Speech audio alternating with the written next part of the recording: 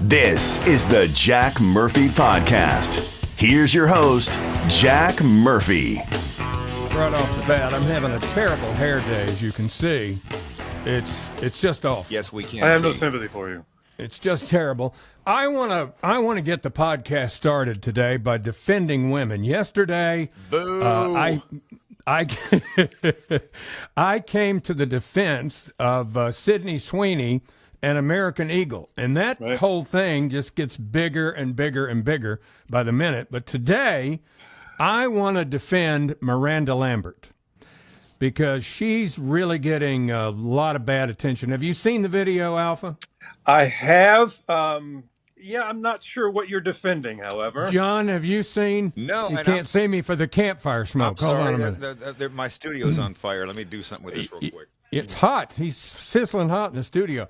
So here's the thing: a lot of people are upset that her ass was hanging out of her denim skirt, It was hanging out. Yeah. I saw it. Did you see it, John? No, but now I got to do a quick Google check. Give me No, you don't have to. We have video availability now, my friend. Oh, hell yeah. We'll be playing the video. So let me just play the video so everybody can see it. Miranda Lambert's outfit over the weekend was quite the topic of conversation online after a vid posted to TikTok left little to the imagination. See the cheek hanging down there? It's not clear if one could define it as a wardrobe malfunction. I think she did it on purpose. What do you think? Well, when you're wearing a short dress like that obviously displays what I guess they referred to as nates, and you're walking in the audience where people are below you, it would seem to be intentional. Yeah, I think so too. But I want you to think about something. It's hot. Yes, it is. It's very hot. Yeah. And it's an outdoor show. And if you look, it's a daytime show. It's still daylight. So I don't know where she is, but I'm guessing it's in the 90s. And so she's probably got a thong on or going commando or whatever, getting some air circulation down there because she's not the petite thing she used to be. Now, a lot of people would say she doesn't need to be wearing that, but she can wear whatever she wants to. Did you notice that one of her butt cheeks was hanging down lower than the other? I did. I've never seen that before. That's a casualty of getting older. It's like a boob. Sometimes you see a boob that hangs down lower than, one. Yeah. Sometimes you see a boob that hangs down lower than the butt cheek. So sometimes a boob will point to one side. I'm looking at two of them right now. Sometimes one will be fishing and one will be coon hunting. One butt cheek went to work, one stayed home and took a nap. All I'm saying is, let's give her some slack. Sure. And give her whatever she wants with a butt like that. Okay. At least she doesn't look like Natalie Maines. No, that's true. Have you seen her lately? She did not age well. I'll tell you what. She's got some problems. Well, I don't know what the big deal about that is. It wasn't that big of a deal. I mean, when I first started reading about it, you would think she bent over and showed everything, but all I saw was a tiny bit of buttock. Last time I saw that much cheek in a concert, it was at the Frankie Goes to Hollywood show. Okay. A dated reference lost on today's younger I'm trying to get viewers. I'm trying to help you get more subscriptions there. Well, and this story comes right on the heels, of course, what happened with Sydney Sweeney and American Eagle and the whole denim thing. And as we were talking about it yesterday, what did we say, Jack? We said we were afraid American Eagle would cave. Oh, cave. Yeah, we're afraid they were cave, but they haven't, right? Well, they did issue an apology. Oh, crap. However, let me share with you the apology. All right, let's hear it. To whom it may concern, we sincerely apologize for featuring Sydney Sweeney in our recent advertisements. In hindsight, we underestimated the combined impact of her blue eyes, blonde hair, and general hotness. Also, we did not realize how big her boobs would be. Our marketing team has been sent to denim sensitivity training. Thank you for your feedback. Please stop emailing us. Good for them. Yeah. Where's the apology for all the crummy advertisements that these companies have been giving us for the last few years? That's what I want an apology for. Yeah, like those obese women for those Calvin Klein ads. urination panties that for women who can't control their bladder. Ugh, I don't want to see another one. Or the one that's really terrible. I mean, it grosses me out is that lady that comes on and goes, "Try new Lume for wherever Lume. it smells." Yes. I'm glad you said that because all I can think of was, hey, nasty lady, take a shower. Yeah. I can go 4 days without having to take a bath. I know. It's horrible. I mean, how bad do you stink that you got to rub that stuff all over your body? Yeah. Can't you just take a whore bath? That's where, you don't need this spray with you. Yeah. Take something. But she's got to put the Lume down here and everywhere. I don't want to go anywhere near that woman. Go dip yourself in Lysol or something. I mean, stuff needs to happen here. I think the problem is that a lot of these women, and I'm not trying to be mean here, this is just America today. A lot of women have gotten so obese that they can't bathe properly. I'm with you. I feel you. They can't do proper hygiene. It's not just women. It's not just no, women. it's men too. It's men too. But the difference is men won't buy products to correct it. No, we'll just put a rag on a stick. I mean, we'll just right. Wash where we can. I wonder if there's something to that. If Americans' hygiene has been affected by the obesity epidemic, because definitely, there's got to be parts of your body you can't reach with a washcloth. You can't get there. You can't get in and out of the tub. It's such a hassle that you avoid doing it. So I'm sure there's a big market for Lume and some competitors out there. Yeah, she was talking even about the smell of her underboob. Just yeah. What? I don't want to hear it. Yeah. Isn't there a better way to say that? Just Lume for, any place that you may need it? Nudge, nudge, whatever. Speaking of Sydney Sweeney and cleavage, I have found a new spokesperson that I'm really, really, really excited about. Okay. This woman is a conservative TikToker. I'm big on the talk. You are the talk of the town. And I'm telling you, her commentary is fantastic, and I want you to see it. We're going to go to it now. Watching Trump make Karen Bass and Gavin Newsom cry is my #1 Superman movie. Yeah, mine too.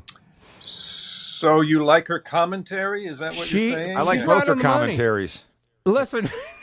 Let me play it for you again. Listen to what she said. Don't be a chauvinist and just stare at her feminine parts. Listen to what she's saying. Come on. Okay. Watching Trump make Karen Bass and Gavin Newsom cry is my #1 Superman movie. Mine too. I'm with you. Jeez. Here's another one just to show you it wasn't a one-time thing. Conservatives never prosper because they do things like scream and yell until the Epstein files are released, tearing down the Trump presidency in the meantime.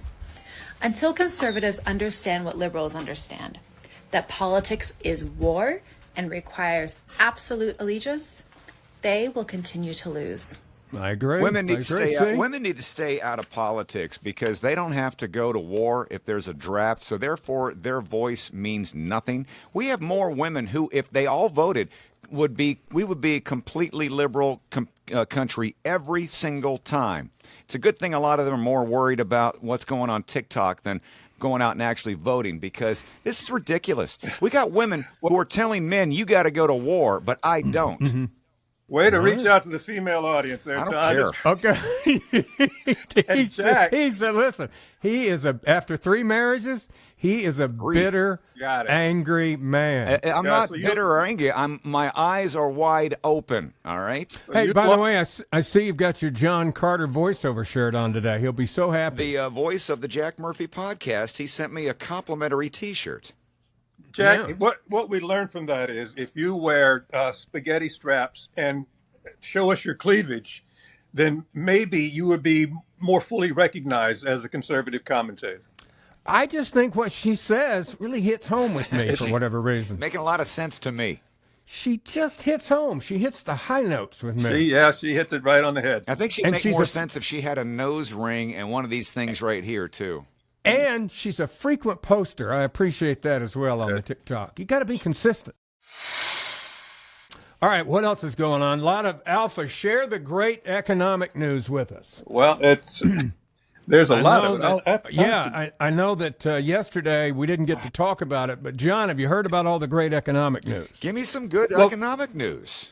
Hasn't trickled down to a lot of us yet, but we're getting there. The U.S. economy grew at 3% rate in Q2, better than expected pace, even in the face of the tariffs, which everyone claimed would wreck our economy and make us all poor. Right. Blue-collar wages have surged in 2025. In fact, it's the fastest increase in blue-collar wages in 60 years. Wow. 1.7% increase. Native-born employment has increased by more than 2 million.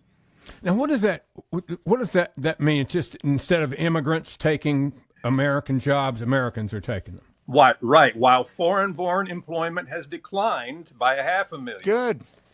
And Great part news. of that is, I guess, the deportations. Part of it is they're freeing up more jobs, and so Americans maybe are doing some of those jobs that they claimed they would never do. And the border's closed. Yeah. Private payrolls rose by a seasonally adjusted 104,000, according to ADT, the payroll company. And wages rose 4.4% on an annual pace. So it is outpacing inflation. If inflation is at 3% or thereabouts, and wages are at 4.4, then there's an actual real income increase.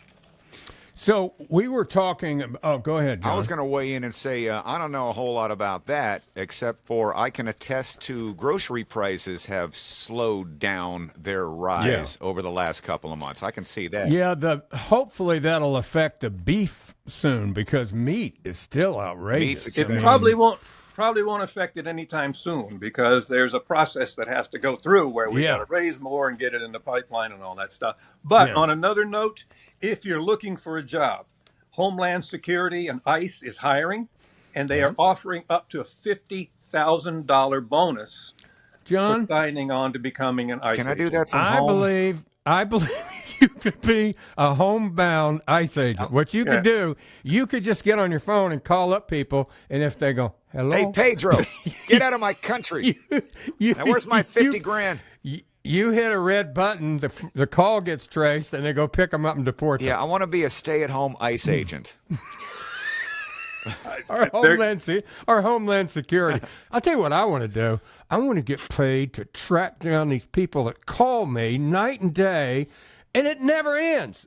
I thought this year that when the enrollment period was over, that the Medicare Advantage calls would stop. But you know what it switched to? Funeral arrangements. Now they're trying to sell me death insurance. They'll go, the recorded call, I'll answer and go, it's AI. It goes, hello, I'm Julia. You know, the Trump administration they always make some lie that the Trump administration, and now you're eligible for death benefits, so you don't leave your family with, a death expense. Jackson, a brand new algorithm now that he's getting on up there. God, it's relentless. I get like 10 a day for all these different type. Yeah, it's crazy. I mean, I could show you my phone log. I just don't even, my phone rings, I don't even get up. I wait till it stops ringing or I hit off and then I go look at who called. I have any number that I don't recognize go immediately to voice messaging because if I don't recognize it, chances are I don't know this person. And if it's important enough for them to leave a message, then I'll call it back. But otherwise, I don't know how to do that. Maybe you can tell me how to do that. Go in your phone settings. You can do that. The only people I talk to on the phone are the Spectrum customer service, and it's usually I'm talking to a automated, answering. Do you like talking to an automated machine? I prefer it because the technology has gotten so good. I don't have to talk to Susie. It depends on which AI you're using. If the AI is really good, I don't mind it. But if it's bad, I hate it. This morning, AAA's AI, terrible. If you're calling for something and they don't give you that choice in the menu that you're calling for, it's frustrating. That's the aggravating part. And then it says, press 5 to repeat these options. None of the options. Let me talk to somebody. Let me tell you what I want. Representative, There you go. Customer service. Representative. Representative. Pretty soon you're screaming. We've been talking the last few podcasts a little bit about what's going on with Obama and Brenner and Clapper. The latest is in Clapper's memoir. I can't believe these guys commit all these crimes and then they write about it in books and sell them. But they do all the time. Like Jake Tapper wrote the book about how Biden was mentally ill, and you're the one that was telling us. You're the one telling us he was fine for the past 4 years. Sharp as a tack.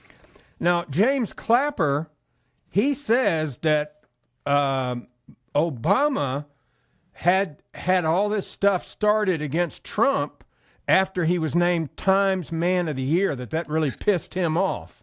And that's when he got cranked up, and, they really started going after Trump again. Yeah, according to his memoir, that came out on December 5th, and on December 6th, they held a big meeting and rejected the intelligence assessment and had him redo it, right? And let's get another assessment that says the opposite of what that one said. Here's the thing about that story, though. No matter what documents that Tulsi Gabbard produces, this is not a sexy story, and it's going to be hard to find a smoking gun. It's a bunch of, did Obama force us to start investigating Russiagate and all that? And it's so far in the past. People want salacious. They want the Epstein list. They want pictures of the JFK assassination. I disagree. I think this is like the Watergate thing, because this was an attempt by a former president to, he conspired to destroy the presidency of a sitting president. I agree. Through false information, and that's a treasonous crime. I agree, but again, it's not as sexy as and it's hard to keep people's attention these days, and it's just not. Well, they don't have to keep their attention; they just have to keep a prosecutor's attention, and I think they're going to have a lot of evidence to deal with. We'll see. I hope so. There may be the smoking gun, though, because FBI has been caught burying some thumb drives that contain unviewed information on the Clinton email scandal for 6 years worth of that. Mm-hmm. They've discovered that. Cash Patel, he's so funny. Apparently all Cash Patel's been doing, he wanders around the halls of the FBI and he says, "What's in this room?" And they go, "I don't know." And he goes in and he starts looking through files, and there's like thumb drives and stuff. And he'll go, "Take a look at these and see what's on them." And they go, "It's a bunch of stuff about Hillary Clinton's emails." And they look at it and they go, "Why has no one seen this?" He's found several hundred documents that were stuffed in burn bags, which apparently were intended to be thrown in the incinerator and did not get burned up. So, and this has to do with the Russia hoax. That's like, reminds me of back in the day when you would break into the program director's office after hours and see everybody's salary, see memos and stuff. You had all this information. That's what it's like at the FBI. Of course, none of us would ever do that. Never. I did it a couple times. Never. I remember one time I did something. I'm not going to tell that story. Probably best not incriminate yourself. People are still around that might hear it. By the way, I have got a picture. Some people have wondered. Alpha and I said we worked together long ago. It's been what? How long ago did we work together? This Alpha? would have been in 84, 85. So 1985. That's before I was even born. Yeah. Let me see if I can find this picture, because I'll put it up in a minute. But I've got a picture of Alpha and I at the radio station back in 1984. Now, were you like a part-timer, Alpha, or were you like the official sidekick? He was the comedy director. I was the voice guy. I did all sorts of voices and characters, and it was fun while it lasted. What kind of money did you guys make 40 years ago in Charlotte? There you go with the money thing. He goes right. Break into the PD's office. I want to know. I'm curious. It's been 40 years. It probably pays the same now. Probably paid more than it does now, to be honest with you. I don't mind saying I'm not certain what Alpha was making at the time, but I wasn't making a fortune for the time. I think when I took that job, I was out of work. I'd just gotten fired in Minnesota. And Randy Kabrick, who's no longer with us, called me up, and I think I made $55,000 a year to start. Wow. Wow. In 1984, not bad. with a promise for a big raise if we turn the ratings around. Did you ever turn them around? No, because I went to Z100 about a year later for a lot more money. Wow. I want I'm half your getting out career. of here. That's what I said. I showed up one day and he was gone. And what the hell's going on here? No, I was making, I think, 30, but I worked a deal where I could do 1 week a month where I could go on the road and do comedy because I did stand-up at the time. And I would phone in from wherever I was. And He did he did a tremendous job. And we had a great news guy with a big, deep voice. yeah. We had a guy that drank booze out of the toner bottle. That was Steve. Yeah, he hid it in the bathroom bathroom. You know, you toilet guys tank. got to work in radio in the glory days. By the time I was ready to do a morning show, it was me and like the news guy / partner, and he really wasn't into it because he wasn't getting paid to be the partner. I had to deal with a lot of that, a lot of just do it by yourself. And I grew up listening to all these morning shows with a funny guy and a girl and a news guy and a traffic guy and an intern. And then I was like, how the hell do you do a morning show by yourself? And now I see all these podcasts with people, a lot of them by themselves doing a good job. I should have just done that back then, but I was so used to the whole morning zoo. You know what I'm talking about? That's what we were. And we had a gigantic room full of salespeople and engineering staff, and I mean it was a fun place to work, no doubt about it. Yeah, and that's when the whole music industry was a little crazy, much crazier than it is now. Oh, definitely, no doubt. Parties about it. were wild and everything else.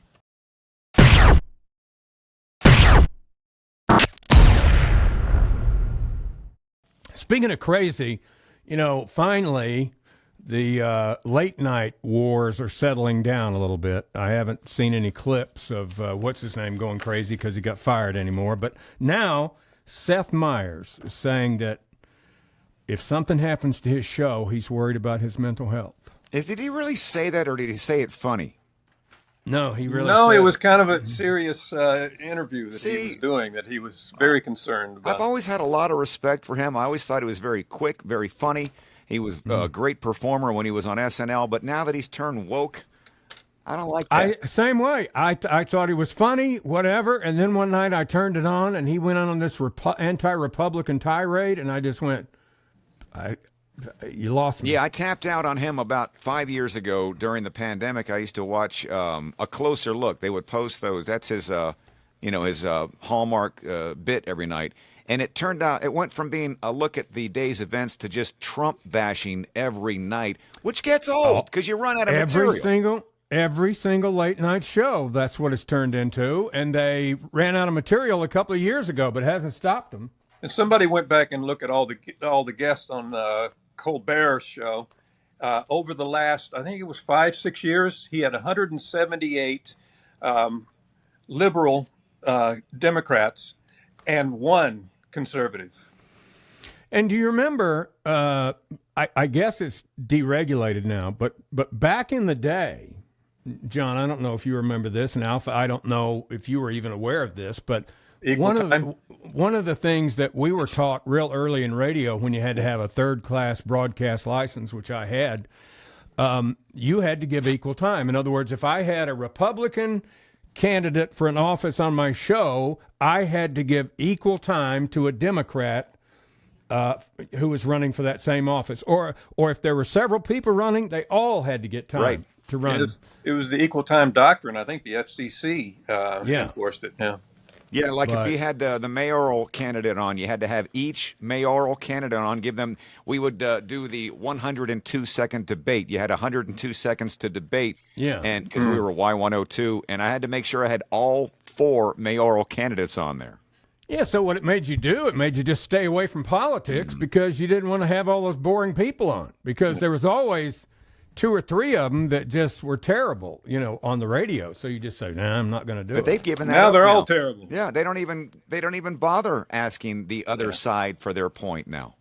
Yeah. Now, Alpha, there's a lot of people out there that are trying to get high, smoking weed. I don't want to mention any names. They smoke weed and do other things, but Alpha has a warning today about this. Now, I've seen people on the talk. I'm on there all the time. And you're very too cool on the talk. very cool and progressive on the TikTok. But the one that I hear people on there saying, hey, man, I took it. Don't do it. You got hooked so quick you won't even believe it. And it'll destroy your life. Something called... Women. Starts with a K.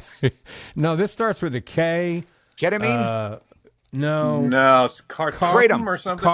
Kratom, that's it. Kratom or kratom. Kratom, they say it's really bad, but there's something new, right? Well, it's kind of the same stuff. The same because I guess that is a leaf, and you can actually make a tea of it. But they're selling this stuff at convenience stores, at gas stations and stuff like that. And there are people reporting that it is extremely addictive, and in fact, they're saying it's an opiate. It's like a heroin. It's like a heroin substance. They outlawed that in Alabama. You can't get it at gas stations anymore. Can't get lottery tickets in Alabama either. You get a lot.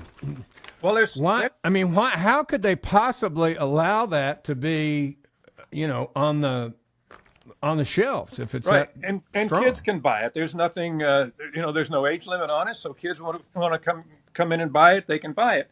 But there are certain things you should not buy at a gas station. In fact, what are some other things? That's one of them. Drugs is I've one. got the top 5 list of things you should not buy at a gas station. All right. Okay. All right. All right. Number 5.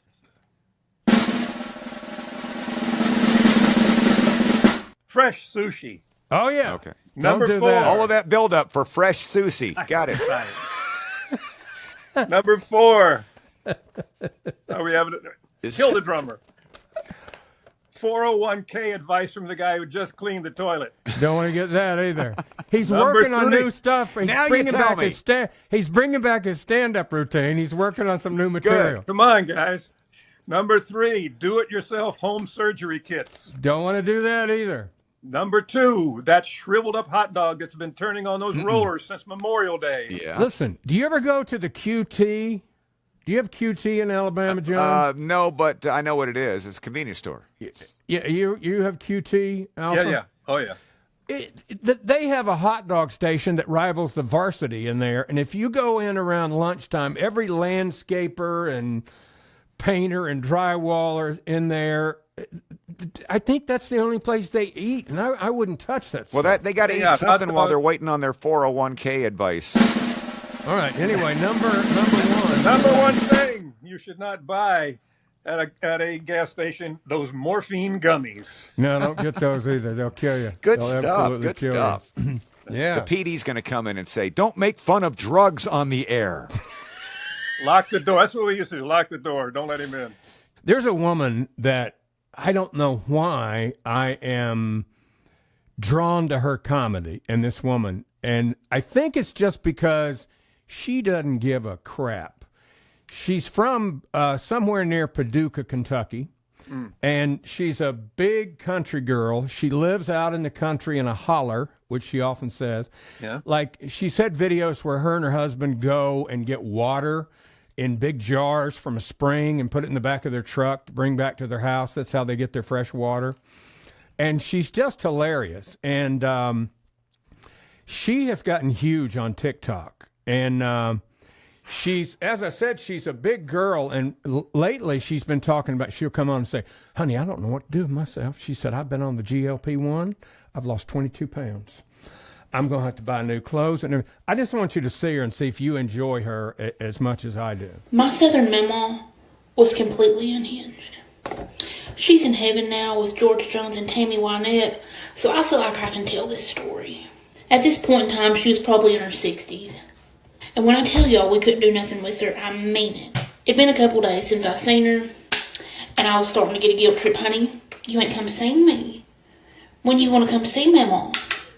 So I go over, and she meets me at the door. And she said, honey, come in here. I've got something to show you.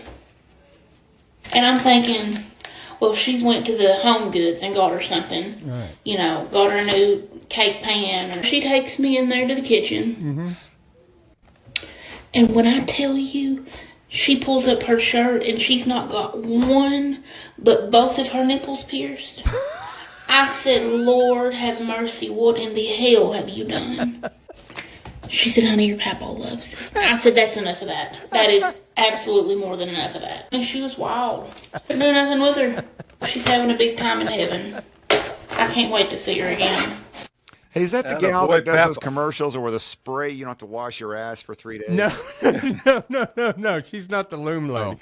But she is so funny. She just has some really good stories. I enjoy her. She's just a really good storyteller. That's what I love about the talk. There's so many people like her that they're just themselves. Now here comes some mongoloid children for the people of Paducah. How come when you listen to the radio, you don't hear people as interesting as the ones you hear on the computer? Just regular people. That's a really good question. They still got these DJs playing by 1980s radio rules, and it's just I hate to keep bringing up radio, but it's part of my life, and to see someone like her making a killing off telling real stories, whether you like them or not, she's being real. And you turn on the local radio station, it's just a bunch of corn-pwned, fake, phony, dumb people. Exactly right. I agree 100%. Everything on the radio is fake. Fake and not funny. They don't tell any real stories. They don't have any nothing's real. Nothing's it's all real, fake. But they still play like it's 1988 and we have no other choice and there's nothing else to listen to.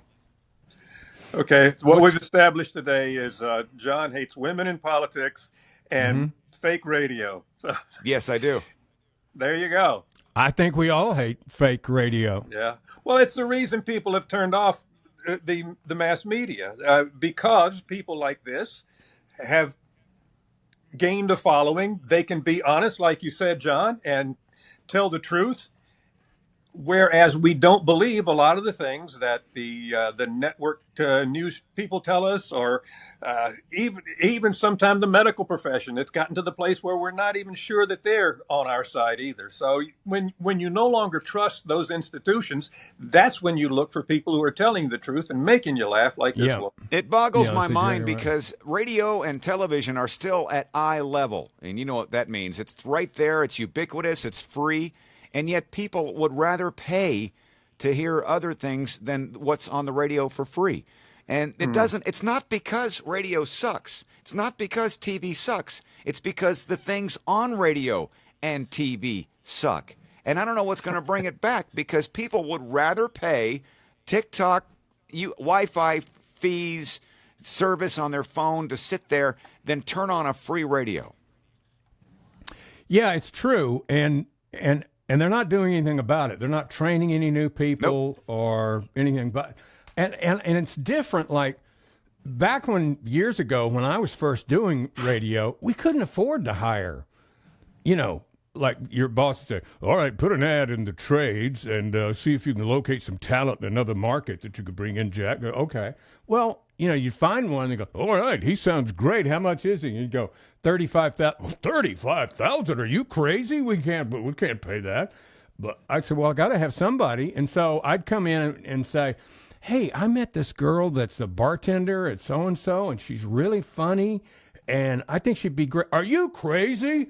Putting an amateur, untrained person on the air? How much can you get her for? Probably about $15,000. Hire her immediately. And you'd hire her, and sure, they were a little green, but you worked with them a minute, and boom. Well, they were great. Jack, that's what you do with me. You pick me up in a bar, and next thing I know, I'm on the radio. Yeah, but you were a stand-up comic. But Lynn White, for instance, was somebody I just met at the beach. She'd just gotten out of Appalachian State, and she came on the air with us, and she was great. Every now and then, you'll strike gold and find somebody you can pluck off the street and make them a star. But now most GMs went from, I wouldn't hire an amateur, to let's hire Susie because she's in the accounting department and we need to give her extra hours and she'll be your female and then she'll be your foil no matter what you say. And radio became so homogenized. And yeah, it pisses me off, Alpha. I spent 36 years in it trying every time. I may have failed as many more times than I succeeded, but I tried. And now they don't give a shit. They'll put anybody on voice tracking for $200. Major market don't matter. And these stations are firing people, and guys are losing their jobs who are very talented, who I would listen to. But now you have no choice because they don't care about who has the best ratings. They don't care who puts it in the best work, most amount of prep. It's just who can be cheap. Even when you hire somebody who has radio background, you hire them, they don't work out. What do? They poop in your office. That happened to me. Who pooped in your office? I haven't told you that story? I think you told me that story, but I don't remember. So we hired this guy. He was in Boston. He was a producer for like a classic rock station. And so he sent me a bunch of material, and I talked to the guys that he was working for, and I think they were trying to get rid of him. Okay? And so they were really pitching him to me. But I thought, yeah, the tape's good, I talked to him. He seemed normal. Well, so we move him to town. He gets an apartment. He was married. His wife just had a set of twins. And, I mean, within a month, I knew it was a huge mistake. It was he couldn't do anything I thought he could do. And so after 90 days, I went into my boss and I said, boss, you ever made a really bad mistake and you knew it right away? And he goes, you're talking about so-and-so. And I went, yeah. And he goes, I agree 100%. He's got to go. And so he fired him that day. And they gave him a severance package and all that. And they said, hey, you can come into the station at night and work on your air checks or whatever you want to do to look for a new job. So we had this really cool black guy named Ronald that was the custodian at the radio station, had been for years. And Ronald worked in the middle of the night. And so a lot of times when I got there at 4 a.m, he'd still be there working. So I came in at 4 o'clock one morning, and Ronald strolled in my office. He goes, hey, man. I said, yeah, Ronald, how you doing? He goes, somebody shit in your office. And I said, well, we had this woman, the sales manager. She was in one of those animal rescue things. So she was constantly bringing dogs and cats to work, and she'd let them loose, and they'd run around the station. And I said, must have been one of Jennifer's dogs came in here and took a poop. And he goes, I know what dog shit looks like. This wasn't no dog shit. And I said, you're kidding. And so later, I forgot how we found out, but it was this guy. He came in my office. Did you do a DNA sample on it or something? No, we didn't. He came in and he pooped right on the floor in my office. I had a thorough cleaning done after that, I'll tell you that. That's a touching story. You know what he could have used? Some of that spray. You can go 3 days without taking a shower. He could have sprayed some lume on it. Poor Ronald. He was so funny. He goes, hey, man, somebody shit in your office. I was dying. So there's one other video I wanted to show you today to wrap up the program. There's a guy who has the simplest idea of all, and these are the ones that really work on social media, I think. What he does, he goes out into, I think it's Times Square maybe, but he goes out and he goes up to young people, and he asks them really simple questions that you would think anybody who made it through junior high school could answer. And they never know the answer. And no matter what the answer is, he goes, that's right. Yes. And he goes to the next person. Have you seen this guy? Yes, yeah. He is amazing. Watch this. What country is the Panama Canal in? Italy. Yes. Do you know what 77 plus 23 is? You said 77 plus 23? Yeah.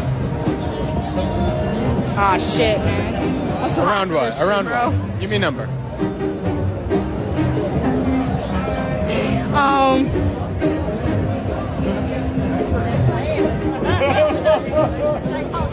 98? No. Yes. Do you know what 15% of 100 is? Oh, shit. Give me your best guess. What do you think it is? I'm terrible at math. Wait, what was the question? 15% of 100. Around what? 25%? Like 50. He is so funny. I love to watch his stuff. He's just great. This is funny and frightening at the same time because It's we terrifying. realize how simple-minded so many young Americans are. It's frightening. You know who said Well, the same thing? Who? Your parents, Jack, your parents. My parents didn't say that about me. I mean, they yelled and screamed at me, but my dad used to tell me, he goes, hey, you'll be fine. You're much smarter than I was. I mean, my dad told me that a lot. Yeah. I mean, even when I was a teenager, he said, you're much more savvy at your age than I was. And I said, well, thank you. And don't let it go to your head, you know. And most of the generations always are jealous of the next generation, so they attack them. They'll say, you're dumb, you're not strong like we were. And it's so funny because I'm watching in real time how my generation has gone from kids to adults to grandparents. And I see a-hole friends of mine that I knew from high school and junior high talking about how we had respect for our elders. And I'm like, bro, I hung out with you. We had no respect for our elders back then. I'll tell you, I don't, the young people that I know who did the, quote, right things, the ones that did well in high school, went on to college or went on to tech school that are working and have jobs, they're doing fantastic. I mean, like my daughter, my son-in-law, all their friends, they all have great jobs. They're all successful. They're raising families. But, they all have great degrees in, chemical engineering, polymer chemistry. I mean, they all have some sort of skill that they're using. It's the ones that aren't doing anything that are complaining the loudest. And the thing that scares me about them is they all vote. And I think it's safe to say, that all those people he talked to, there are no scholars in that bunch. No, not at all. Not at all. John, I know you've got to go. You've got a dental appointment to take care of that $1 million smile. Let me compare your $1 million smile to Alpha's because he's got TV teeth. Look at that. Look at that. Anyway, I know you got to go for your dental appointment, buddy. Thanks for being with us. I appreciate it. See you, John. We want to thank everybody for being a part of the Jack Murphy podcast. Like and subscribe and tell your friends, but yeah. If you didn't like it, shut the hell up. We don't need that. And you have a great day. And like it or not, we're coming back tomorrow on the Jack Murphy Podcast. Thanks for watching the Jack Murphy Podcast. Remember to like, subscribe, and ring that bell. Go ahead, ring it. Get alerts when a new episode drops. And tell your friends about the Jack Murphy Podcast. But only the cool friends, please. Tune in next time for another episode of the Jack Murphy Podcast.